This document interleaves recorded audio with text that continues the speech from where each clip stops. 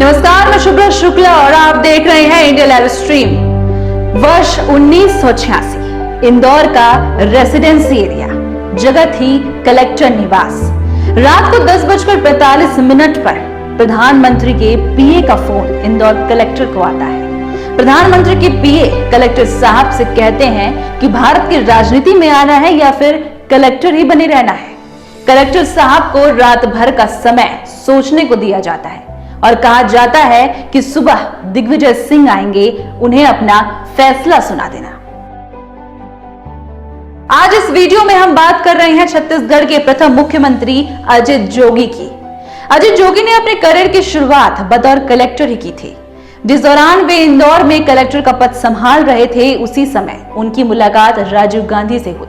1986 में उन्होंने कांग्रेस ज्वाइन कर ली और इसके साथ ही सक्रिय राजनीति में प्रवेश किया। इसके बाद तो जैसे अजित जोगी का सिक्का चमकने लगा।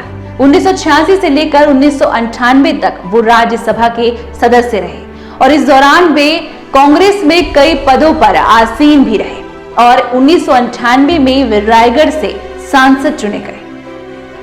सन 2000 में छत्तीसगढ़ का गठन हुआ और ये वो समय था जब छत्तीसगढ़ में कांग्रेस को बहुमत था।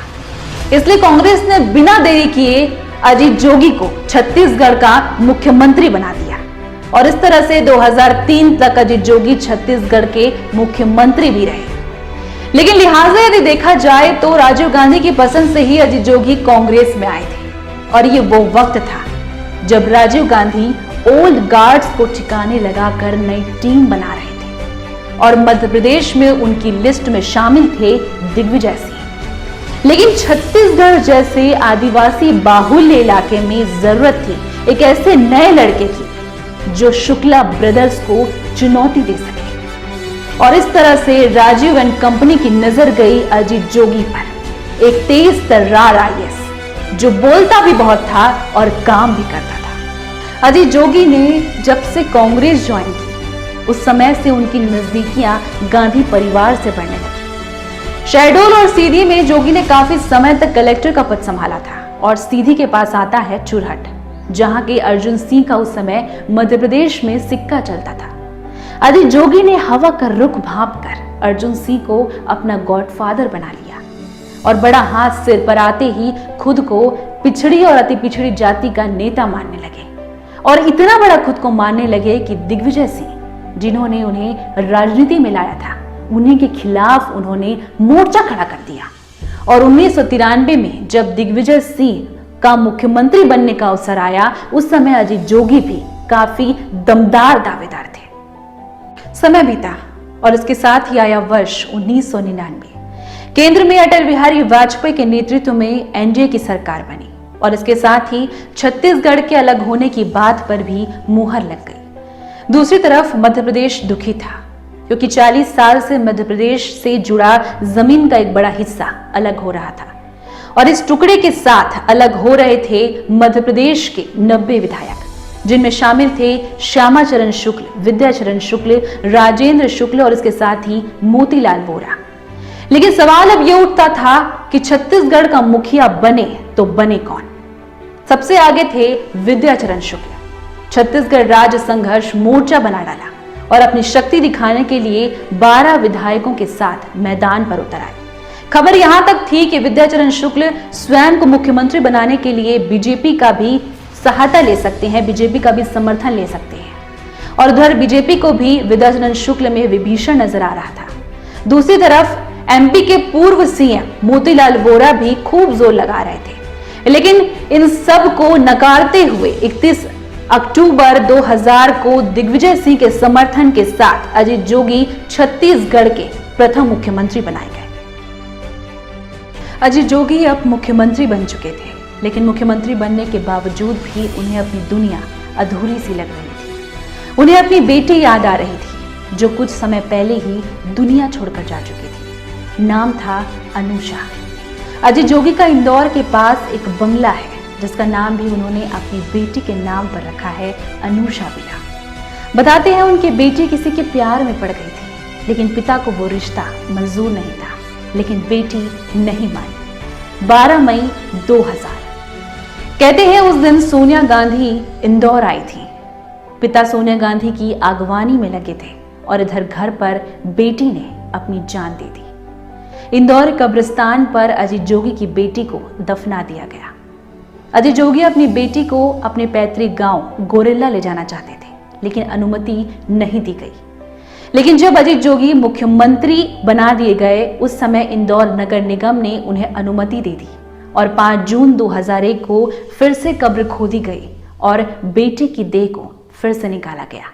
राजकीय प्लेन से बिलासपुर लाया गया। उस समय अजीत जोगी दिल्ली में थे और किसी काम के लिए वो रायपुर आए थे, रायपुर कलेक्टर से मिलने के लिए, और उसी दिन रातों रात फिर से बेटी की देह को दफना दिया गया। दफन यानी कि ईसाई धर्म में अंतिम संस्कार की एक प्रथा।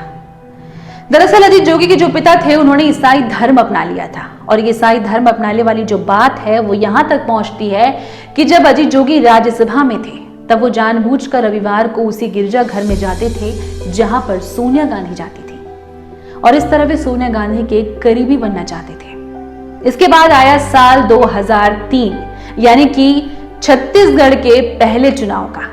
2003 तक अजीत जोगी की जो सरकार थी वो भारी विवादों से घिरी हुई थी, और जब चुनाव हुआ तो रिजल्ट जो आया चुनाव का, उस समय बीजेपी को सबसे ज्यादा बहुमत मिले थे। 50 सीटें बीजेपी की थी और वहीं अजीत जोगी की केवल 37 सीट थी।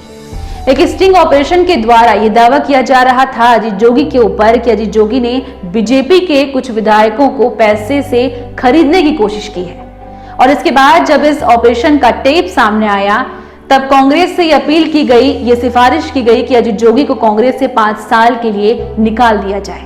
हालांकि सोनिया गांधी ने अजीत जोगी को निकाला नहीं, और जनवरी 2017 में अजीत जोगी को सीबीआई ने क्लीन चिट दे दी। इसके बाद आया सन 2004, जब अजीत जोगी लोकसभा सांसद के उम्मीदवार हुए महासमुंद से। इस समय उनके सामने थे विद्याचरण शुक्ल, जो कि अब बीजेपी के हो चुके थे। एक दिन की बात है जब अजीत जोगी कांग्रेस के महासचिव मेहतर लाल साहू के साथ कार से कहीं जा रहे थे और गरियाबंद के पास उनकी कार पेड़ से टकरा गई, और इसके साथ ही अजीत जोगी के दोनों पैरों को लकवा मार गया। तब से अजीत जोगी व्हील चेयर पर आ गए। इस घटना के कुछ दिन बाद अजीत जोगी का यह बयान आया था कि किसी ने उन पर जादू टोना किया था, जिसकी वजह से उनकी कार पेड़ से भिड़ गई। इस घटना से पहले चलते हैं 4 जून 2003, जब छत्तीसगढ़ की राजधानी रायपुर में एनसीपी नेता राम अवतार जग्गी की हत्या कर दी गई। तब उनके बेटे सतीश जग्गी ने अमित और अजीत जोगी पर आरोप लगाया अपने पिता की हत्या का।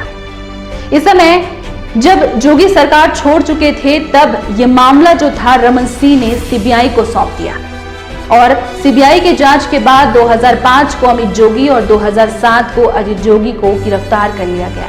अजीत जोगी ने अपनी गिरफ्तारी का जो कारण था वो बताया कांग्रेस हाईकमान को। हालांकि 2009 को अजीत जोगी और अमित जोगी दोनों ही निचली अदालत से बरी हो गए। इसके बाद सन 2014 में छत्तीसगढ़ के अंतागढ़ में उपचुनाव होने थे, जिसमें कांग्रेस के प्रत्याशी थे मंतूराम पवार। लेकिन जिस दिन चुनाव से नाम वापस लेने की अंतिम तिथि थी, उस दिन ही मंतूराम पवार ने पार्टी को बिना बताए ही अपना नाम वापस ले लिया। इसके बाद 2015 के आखिर में एक टेप सामने आया जिसमें खरीद फरोख्त की बात की गई थी। इसमें आरोप लगा अजीत जोगी, अमित जोगी और मुख्यमंत्री रमन सिंह के दामाद पुनीत गुप्ता पर। इस टेप पर उन तीनों की ही आवाज थी और मंतूराम पवार के नाम वापस लेने की इस टेप पर बात की गई थी। इस टेप के सामने आने के बाद 6 जनवरी को प्रदेश की कांग्रेस कमेटी ने अजीत जोगी के बेटे अमित जोगी को 6 साल के लिए पार्टी से निकाल दिया, और इसके साथ ही अजीत जोगी को भी पार्टी से निकालने की सिफारिश की गई। जोगी पर इससे भी ज्यादा संगीन इल्जाम लगाया था छविंद्र कर्मा ने, जो कि महेंद्र कर्मा के बेटे थे। महेंद्र कर्मा जिनकी हत्या कर दी गई थी दरभा झीरम घाटी कांड में, और उनके साथ ही 31 कांग्रेस के दिग्गज नेताओं की भी इस कांड में हत्या कर दी गई थी, जिसमें नाम शामिल थे विद्याचरण शुक्ल, नंद कुमार पटेल सहित कांग्रेस के कई दिग्गज नेता। इस कांड के 3 साल बाद छविंद्र कर्मा ने एक प्रेस कॉन्फ्रेंस की, जिसमें उन्होंने ये कहा कि उनके पिता की जो मौत थी, पिता की जो हत्या की गई थी, वो अजीत जोगी और अमित जोगी के कहने पर की गई थी। उन्होंने ये भी कहा कि उनके पिता महेंद्र कर्मा छत्तीसगढ़ के मुख्यमंत्री के एक काफी दमदार दावेदार थे और इसीलिए ही महेंद्र कर्मा को ये डर लगा रहता था कि अजीत जोगी के जो शूटर हैं उन्हें शूट कर देंगे, और वही हुआ। इसके साथ ही ये जो मामला था वो पहले NIA और इसके बाद CBI ने भी इस मामले की जांच की और अभी तक इस मामले की जांच चल रही है। पार्टी सिफारिश पर सोच पाती, फैसला ले पाती, इससे पहले ही अजीत जोगी ने 6 जून 2016 को अपनी विधानसभा क्षेत्र मरवाही कोटमा में अपनी पत्नी और अपने बेटे के साथ ये ऐलान कर दिया कि वे कांग्रेस से हटकर अपनी एक अलग पार्टी बनाएंगे और 23 जून 2016 को उन्होंने अपनी एक पार्टी अलग बना दी और जिसका नाम रखा छत्तीसगढ़ जनता कांग्रेस। लेकिन जोगी का ये दांव भी उल्टा पड़ गया। उन्हें लगा था कि कांग्रेस पार्टी उन्हें मनाएगी, लेकिन उल्टा उनकी ही पार्टी खासा चल नहीं पाई। ये कहना गलत नहीं होगा कि अजीत जोगी के अहंकार ने उनके राजनीति का चमकता हुआ सूरज डुबो दिया और कहीं ना कहीं उनके बेटे अमित जोगी भी इस बात के जिम्मेदार हैं, क्योंकि अमित जोगी ही हैं जिनके विवादित कार्यों के परिणामों ने अजीत जोगी को कभी भी उभरने नहीं दिया।